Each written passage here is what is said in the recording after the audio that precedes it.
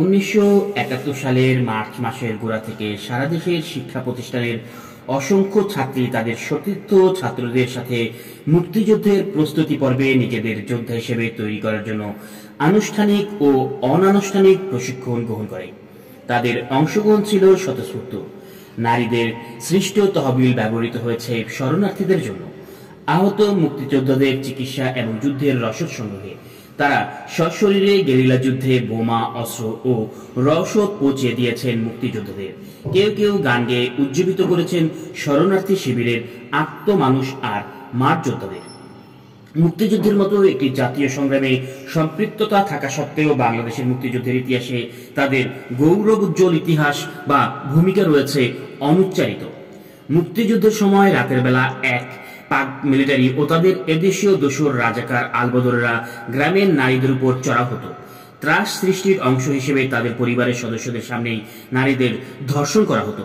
এছাড়া 8 থেকে 85 বছর বয়সী নারীদের অপহরণ করে বিশেষভাবে নির্মিত শিবিরে নিয়ে যাওয়া হতো, যেখানে তারা বারবার লাঞ্ছিত হতেন। ক্যাম্পে বন্দী অনেকেই হত্যা করা হয় অথবা তারা নিজেরাই আত্মহত্যা করে।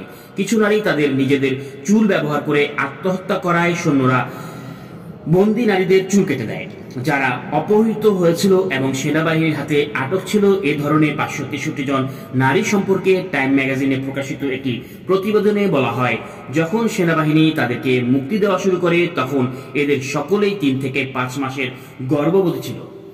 পাকিস্তান সরকার নির্যাতন সম্পর্কিত প্রতিবেদন এই অঞ্চলের বাইরে পাঠাতে বাধাদানের চেষ্টা করে। তবুও গণমাধ্যমে নৃশংসতার সংবাদ বিশ্বব্যাপী প্রচারিত হওয়ার সাধারণে তা পৌঁছে যায় এবং তা মুক্তিযুদ্ধের পক্ষে ব্যাপক আন্তর্জাতিক জনসমর্থন বৃদ্ধিতে সহায়তা করে। কিছু নারীকে জোর করে পতিতাবৃত্তিতে বাধ্য করা হয়। পাকিস্তান সরকারের হিসাব মতে যেখানে ধর্ষণের শিকার নারীর সংখ্যা শতাধিক, সেখানে অন্যান্য হিসাব মতে এই সংখ্যা আনুমানিক 2 লক্ষ থেকে 4 লক্ষ। তবে এই সংখ্যাটি সম্ভবত ক্ষতিগ্রস্ত নারী, কারণ শেখ মুজিব সরকারের পুনর্বাসন মন্ত্রণালয় 2 পর্যায়ে 2টি হিসাব প্রস্তুত করে এবং সেই হিসাবে প্রথম পর্যায়ে 300 জন বীরাঙ্গনা সন্ধান পায়। এদের অধিকাংশ ছিল স্কুল ছাত্রী। দ্বিতীয় পর্যায়ে মোট 2,59,250 জন ক্ষতিগ্রস্ত নারীর সন্ধান মেলে, যার মধ্যে 8.3% অর্থাৎ 21,519 জন নারী ছিলেন ধর্ষিতা।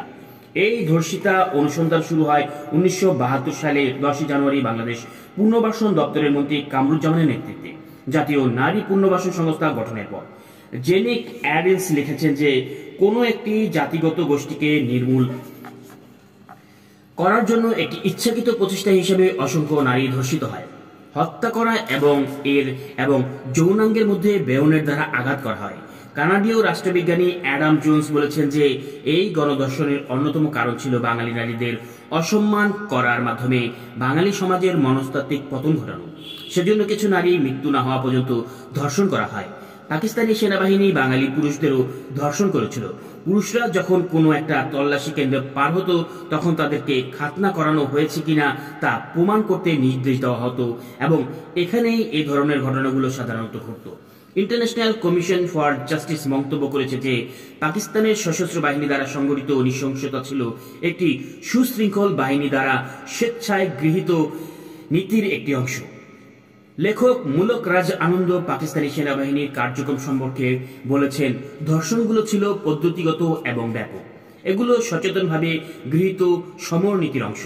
পশ্চিম পাকিস্তানদের দ্বারা পরিকল্পিত একটি নতুন জাতি তৈরি করতে অথবা বাঙালি জাতীয়বাদের উপলব্ধিকে প্রেরণাকে হালকা করে দিতে এসব করা হয়েছিল।